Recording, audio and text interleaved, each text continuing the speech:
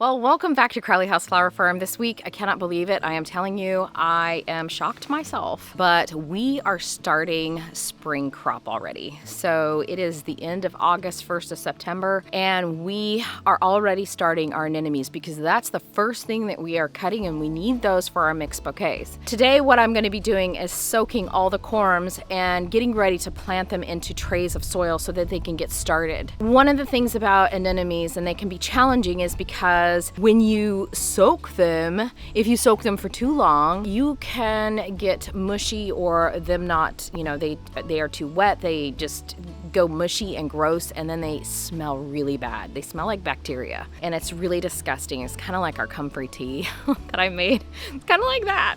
Ooh, lovely. So anyways, we are planting about 1,000 corms, if not more. I'm not sure exactly what we have in storage that we saved over from last year. We had a beautiful crop of some panda anemones, so I didn't order any of those, but I did get in some other varieties, which is about, we ordered about 700 corms. I'm gonna actually use my compost tea system. It's got a bubbler in it, and so what I'm gonna do is just fill it up with a little bit of water, put my corms in there, and then I'm going to go make bouquets. I can't believe this, I'm making bouquets again. Every single time I see you guys, I feel like let's just put that on repeat. That's what we do every week, is about 125 bouquets. Actually, we do almost 200, but what you typically see is our big order, which is 125.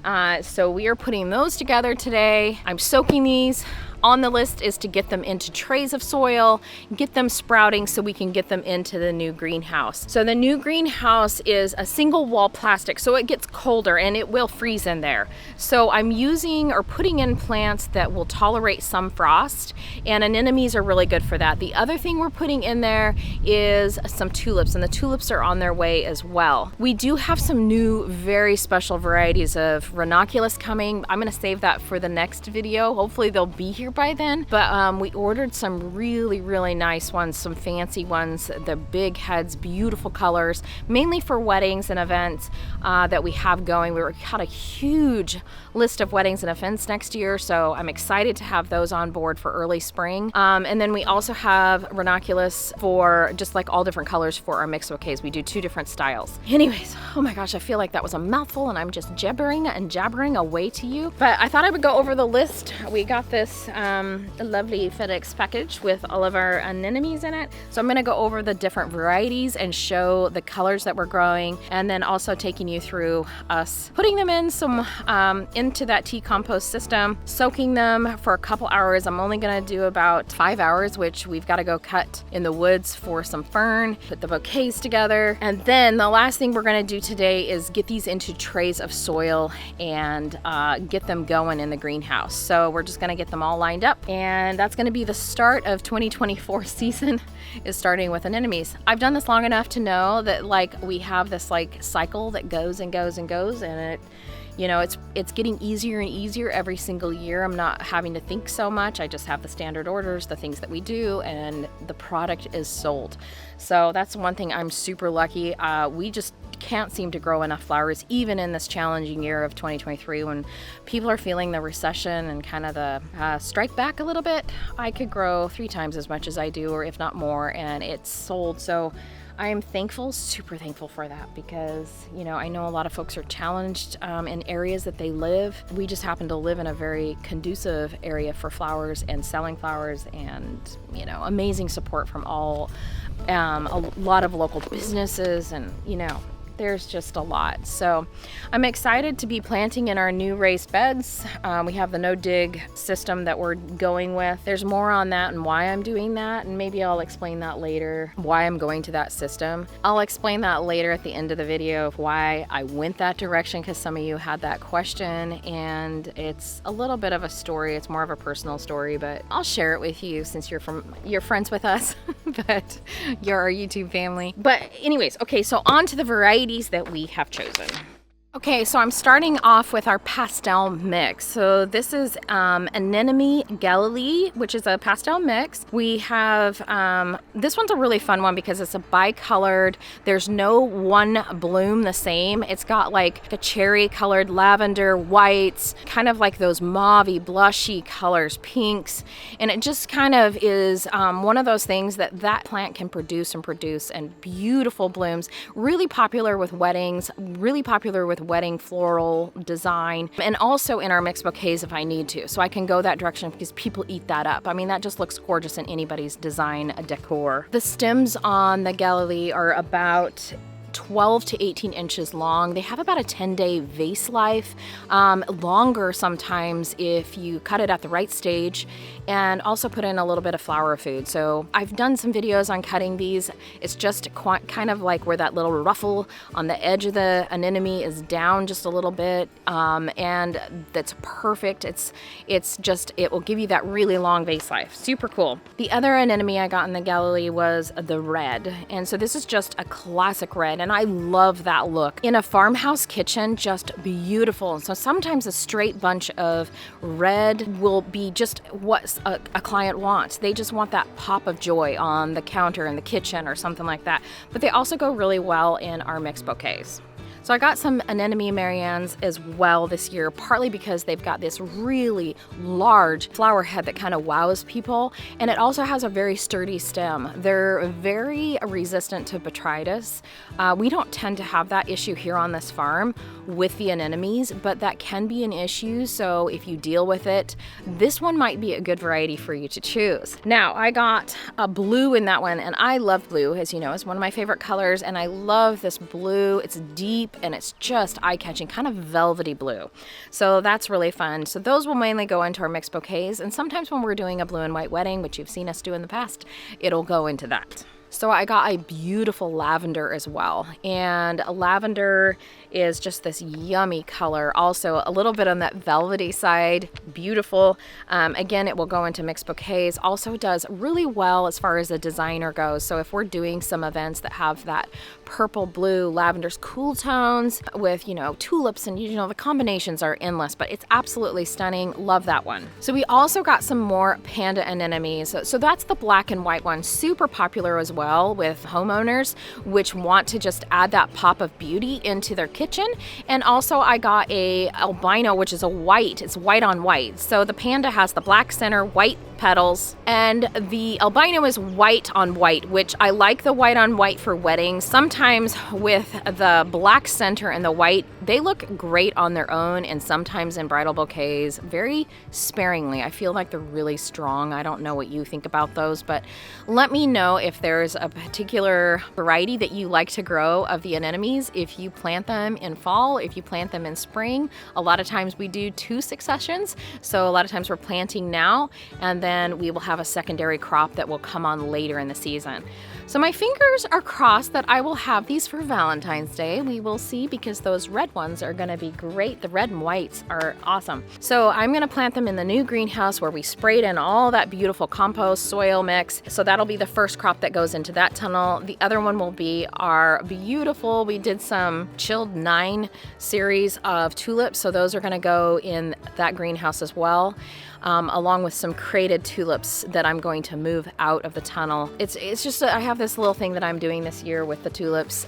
We didn't order a ton, but we have enough for our mixed bouquet, so I have them sold already, which is good. Like, anytime you're buying in anything as far as a farmer goes, you should kind of know where your money's gonna come back, where you're gonna make your money, and right now it's in mixed bouquets for us and weddings and events. So that's mainly what we kind of focus on.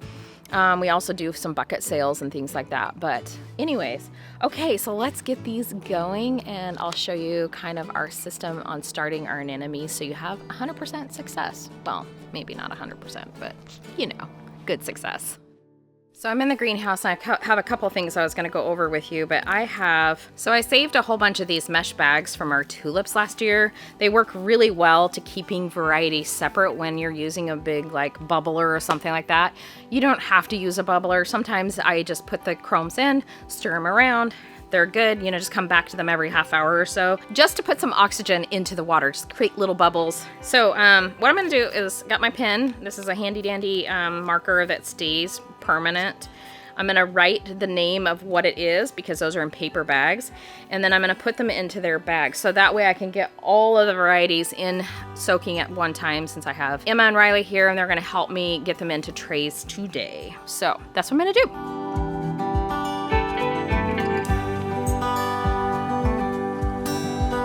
They kind of look like dried up prunes or something. They're really weird, but they'll double in size. But I got the 5 to 6 centimeter size, so there's different sizes you can order.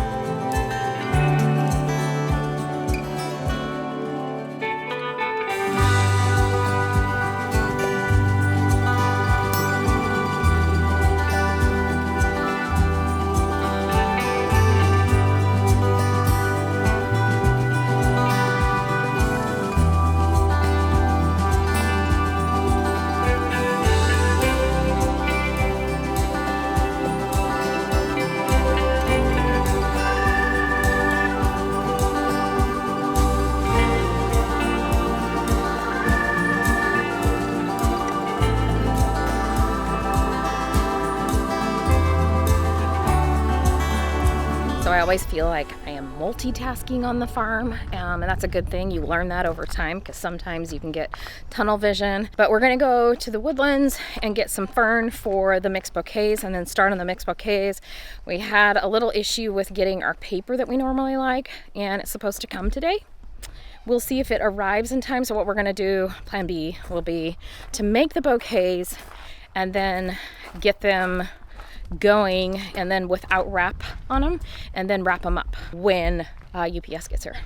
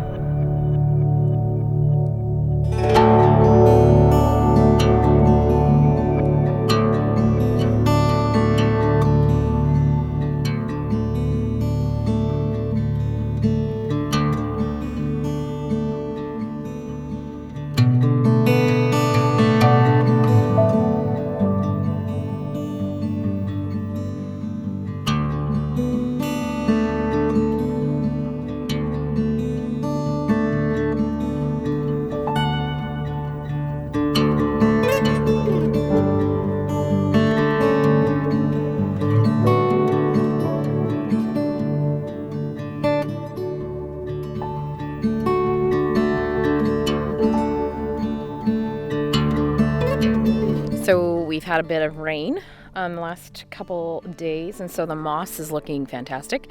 So we grabbed a couple bags. We're gonna fill those up, and then we're gonna put them into gallon bags, and we sell that off as well to the wholesaler. I hear the girls coming. I think they're gonna help me gather the moss, and there's like a really pretty little creek along here. It's so peaceful.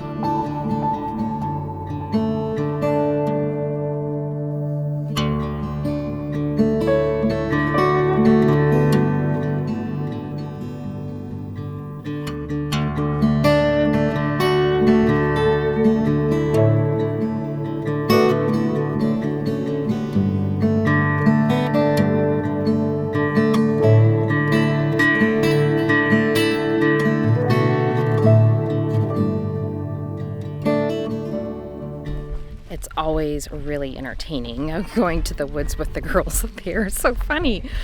Anyways, it's a good time, and it keeps me young for sure, and laughing, which is the most important part of life, I think, especially when you work all the time. And this is your playground. This is your work, and this is really cool to get up here in the woods, and the air smells so good and crisp, and I don't know, something fun about it. Pine needles. It's almost like in the summer, the pine needles just kind of crisp up and they just have this lovely fresh smell. If you've ever gone camping, you know what I mean.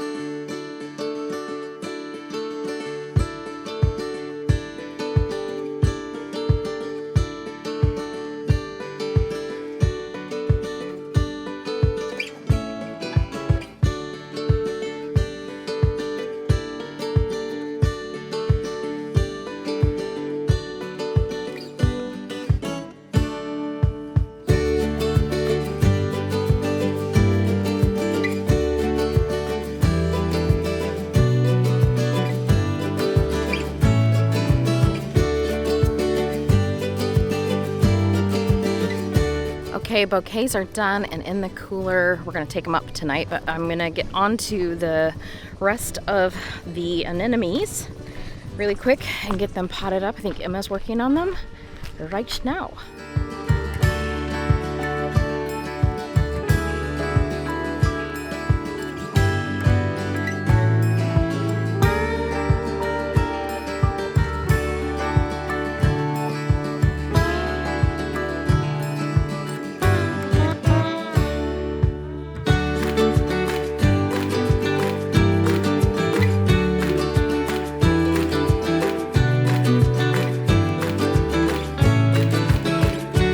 So I let the corms kind of soak for about, I don't know, about 4 hours.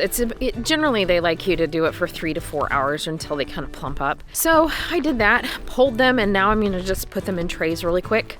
Emma went ahead and got the trays all kind of organized for me with some soil in it before she left for the night. And I'm just gonna tuck myself into the greenhouse and get this done.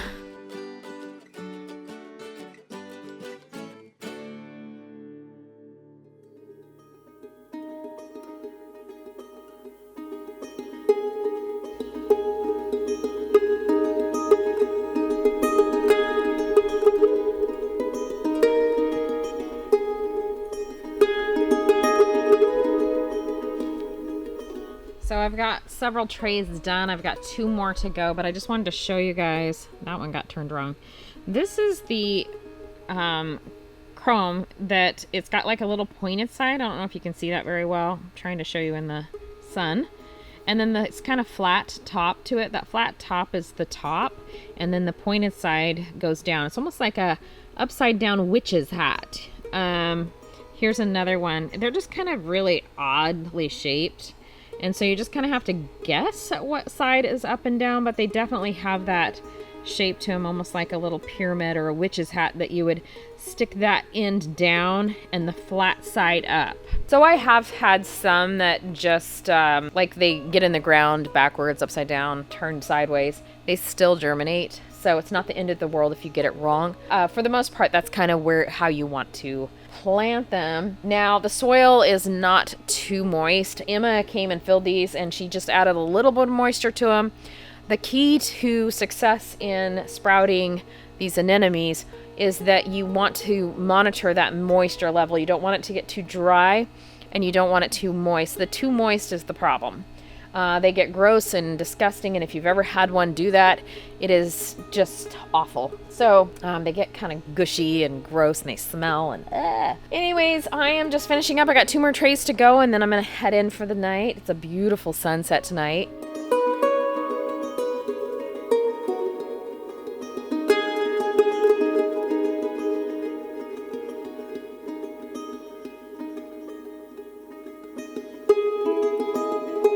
So I've been farming a very long time and worked really, really hard. I think I started working when I was 11 years old. My dad had me come wash trucks for Oral Wheat Bread Company, and so I washed the trucks when I was 11 and just once a week. But that's my start of working, and I've always worked ever since. So I love working hard. I love working with my hands. I love having my hands in the dirt and gardening and anything that's it just makes me feel good. It's kind of like working out. Some people really enjoy working out and they can't live life without doing it. They love that. I used to work out and farm heavily and work heavily And I still do that. But during the time that my kiddo, one of my kids had gotten sick, I just stopped going to the gym because I needed to take care of son when he was little. So anyways, long story there. But the last year I started just not feeling super good, and I don't know what it is about being 50 and falling apart at 50. I think there is something to that. I had kind of chalked it up to just that reason, you know, you're going through life and all of a sudden, you know, you kind of like hit this bump and you turn 50 and it feels like your life falls apart. Not really, but I just felt really just not well. So I started going back to the gym, started working out, started, you know, going. I had a trainer. I do have a trainer. I still go. Probably a couple months into it, I still wasn't feeling really good, and I was feeling like I just hurt all the time. Everything hurt. My muscles hurt. My bones hurt. My everything hurt.